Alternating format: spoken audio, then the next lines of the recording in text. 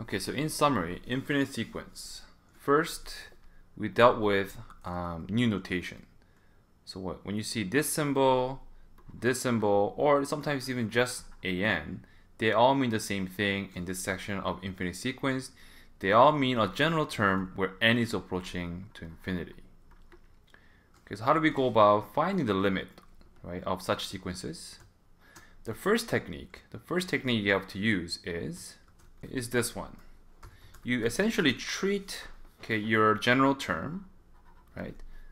You consider the equivalent function. So for example, if I had an is equal to n over n plus 1, right, you consider this function, x over x plus 1.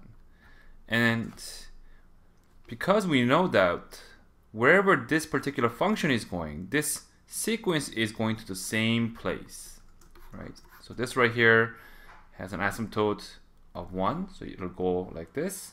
And the sequence, it's not smooth like that, it's in dots, but it'll follow the same trajectory path.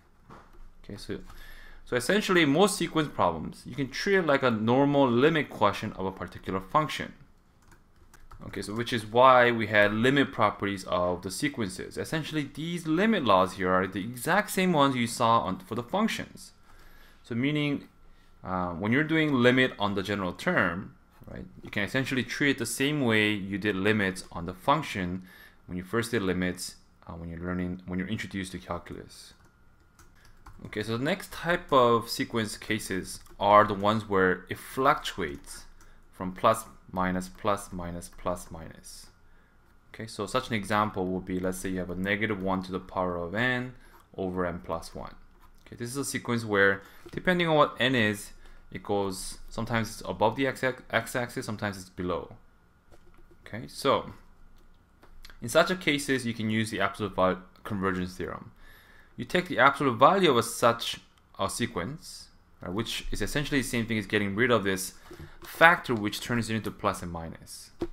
Okay, so in this case, that would equal to just 1 over n plus 1. And if this is approaching 0, right, if this is approaching 0, then so will the original sequence. Now another type of sequence that behaves this way are the ones which has sine or cosine. So for example, sine of n over n plus 1. Depending on what n is, right, sometimes sine will be positive, and sometimes sine will be negative. Okay.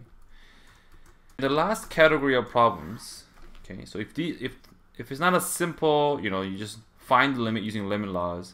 And if it's not a simple case of where it's fluctuating positive and negative, right? And the last case is where you have to use a squeeze theorem. Okay, so here's a squeeze theorem. Right? If you have a sequence B that's always between an and cn, and if you can't find the limit of bn directly, but you can find the limit of an and cn, then, right, if they both approach a particular L, then the middle one also has to approach L, right? So we have an, right? We have a cn, right? And they're both approaching, let's say, at this as n approaches infinity, they're both approaching this particular y value, but bn is somewhere in the middle always. So if an and cn, if an is approaching from the bottom to this horizontal line, and cn is approaching from the top to this horizontal line, and if bn is always in between, of course it has to also approach L. And this was such an example. Right? It's very hard to know what the limit is. But we knew, okay, that example right there was actually less than 1 over n. Okay, less than or equal to it, we should say. But we also know that because n is always positive, it's always greater than 0. And since that was approaching 0 as n approaches to infinity,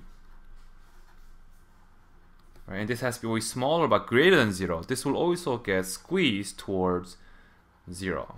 Okay, so these type of questions are the hardest because sometimes it's hard to really pick which is the two functions that you have to compare the actual sequence in question. Okay, so anyway, those are the three general cases. The first, just straightforward, use the limit laws and find the limit. 2, it's fluctuating from plus or minus, so you got to use the absolute convergence theorem. And 3, where you have to use the squeeze theorem.